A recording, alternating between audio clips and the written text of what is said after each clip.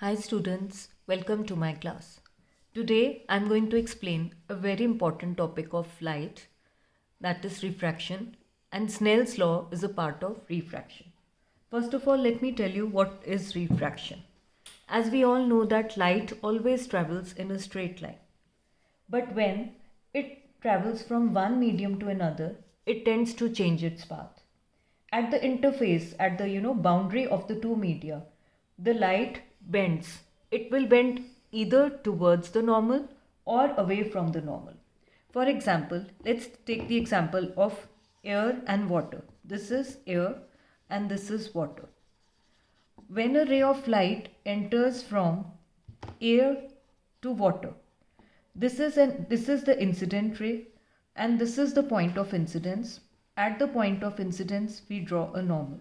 Normal is a perpendicular drawn at the point of incidence. So when a ray of light enters from a rare medium to a denser medium, instead of going it in a straight line, it bends towards the normal. It has a tendency to bend towards the normal. This is called the refracted ray. Now the angle made by the incident ray and the normal is known as the angle of incidence, and the angle made by the refracted ray and the normal is known as the angle of refraction. So according to Snell's law, basically we are going to study the Snell's law.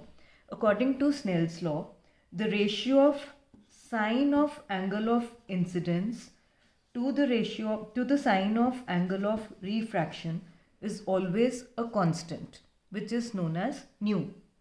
It is also known as the refractive index for a particular given pair of media. Now we know that science follows laws, and these are not, it is not a child's play. These are not the laws of the children which will change from situation to situation. Science strictly follows laws. So for every given pair of media, the refractive index is going to be fixed.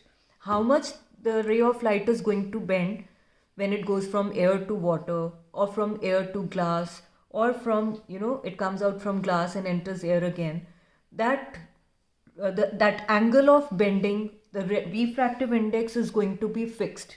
That is a constant. So I repeat, the ratio of sine of angle of incidence to the sine of angle of refraction is a constant. That value is going to remain fixed.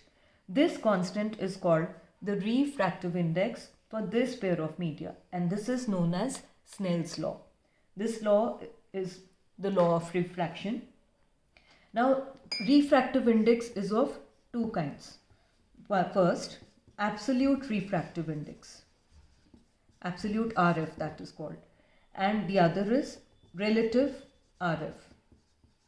Whenever we talk of absolute refractive index, we always consider the speed of light in that medium with reference to speed of light in air. So the ratio will always be taken, the comparison will always be done with the speed of light in air in case of absolute refractive index. Whereas in case of relative refractive index, in which two particular media will be given, there we will refer to the refractive index of medium 1, like with respect to medium 2, or refractive index of medium 2 with respect to medium 1. So it is going to be comparison between two pair of two media. Thank you.